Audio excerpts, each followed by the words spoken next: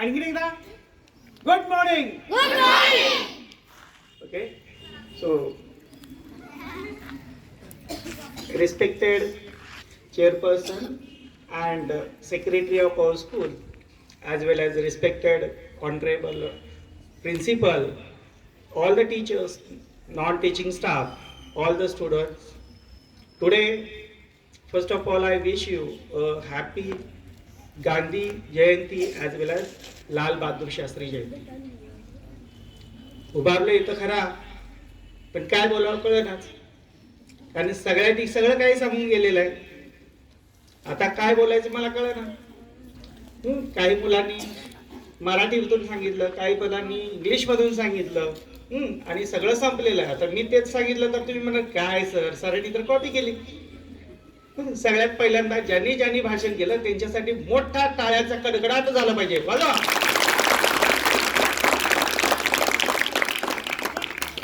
तर आज मी गांधीजींचे 6 तत्वे आहेत. गांधीजी हॅड 6 प्रिन्सिपल्स, त्यातले 3 प्रिन्सिपल्स मी सांगणार आहे. पहिलं म्हणजे truth. Gandhiji said there is no God higher than truth. बघा, विचार करा बाळांनो, की सत्य जे आहे त्याच्यावरती देव सुद्धा येत नाही. देवाची सुद्धा स्थान सत्याच्या कुठं आहे? खाली आहे.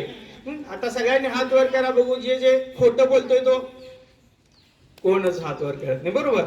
ऍक्च्युली कसं होतं, प्रत्येक जण खोटं बोलतो पण ते लपवायला बघतो. ऍक्च्युली खोटं बोलायला ताकद लागत नाही, खरं बोलायला ताकद लागते. कशाला ताकद लागते? खरं बोलायला. आणि गांधीजींनी तीच गोष्ट आपल्याला शिकवलेली आहे की खरं बोलणं खूप महत्वाचं आहे. खरं बोलण्यासाठी ताकद लागते.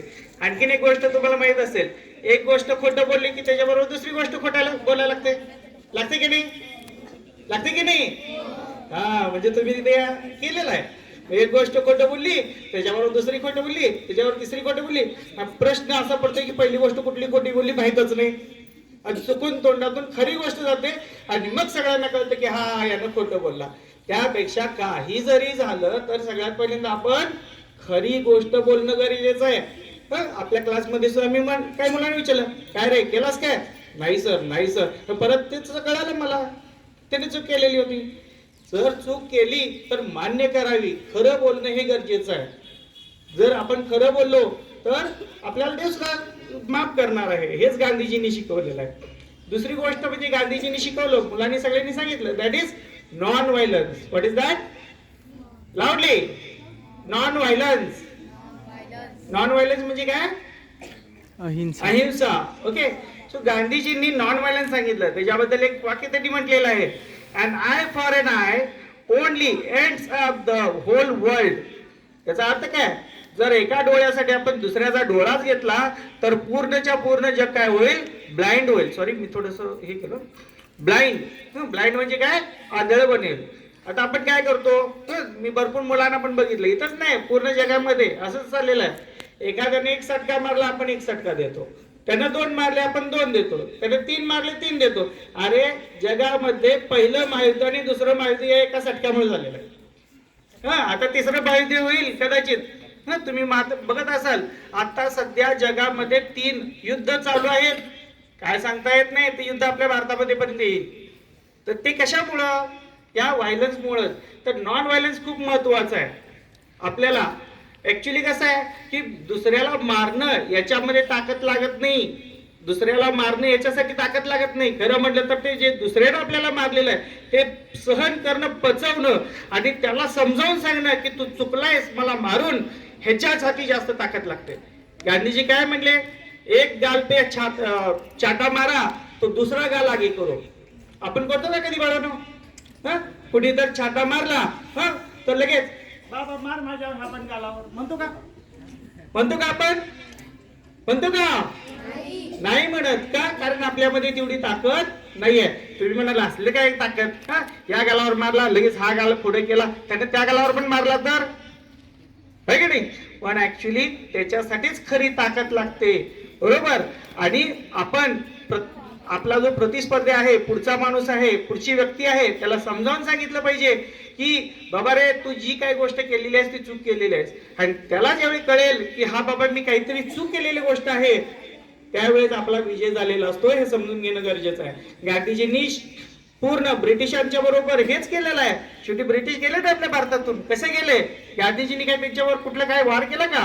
काही नाही, फक्त शब्दांचा वार केला त्यांच्या बरोबर. आणखीन एक वाक्य म्हटले गांधीजींनी, non violence is the weapon of strong. Non violence जे आहे ना, ते वेपन आहे कशाचं? स्ट्रॉंग, एक ताकदीचं वेपन आहे. आपण कुठल्याही पद्धतीनं हिंसा करणे नाही. तिसरे एक तत्व मी सांगणार आहे. प्रत्येकाला ती रूम दिसते का रे? पांढरा कलर दिसतो सगळ्यांना? त्याच्यावर एक चित्र आहे. काय चित्र? चष्मा आहे ना, तो गांधीजींचा चष्मा आहे.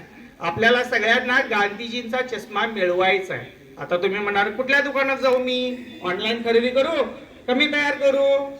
आपल्या गावात तर काय मिळत नाही, खूप लांब आहे गाव. हे गांधीजींचा चष्मा आपण स्वतः तयार करायचा आहे. तयार आता लगेच कोणतं म्हटलं? छान. आता म्हणजे आतापासून लगेच चालू करायचा आहे हा स्वच्छतेचा चष्मा. आता त्या गांधीजींच्या चष्म्यावर काय लिहिलंय बघा. एका काचेमध्ये लिहिलंय स्वच्छ आणि दुसऱ्या काचेमध्ये लिहिलेलं आहे भारत.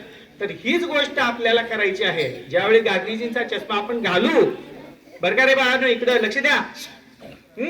तर ज्यावेळी तो आपण चष्मा घालू, आपल्याला फक्त एकच गोष्ट दिसली पाहिजे, ती म्हणजे स्वच्छ भारत.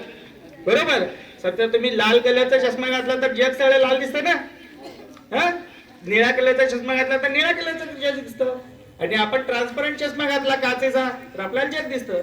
तसं तो स्वच्छतेचा चष्मा आहे. बरोबर? स्वच्छता, त्यासाठी गांधीजींनी एक वाक्य म्हटलेलं आहे. ओके, तर cleanliness is next to godliness. म्हणजे दैवत्वाच्या नंतरची जी पहिली गोष्ट येते ती म्हणजे क्लीनलीनेस आहे. क्लीनलीनेस म्हणजे स्वच्छता. ओके, आणि आपण म्हणतो की मीच का करू रे बाबा? आता एक सांगा, तुमच्या घरातली स्वच्छता कोण करतं? माझ्या घरातली मी करतो. तुमच्या घरातली कोण करतं? आवाज नाहीये. तर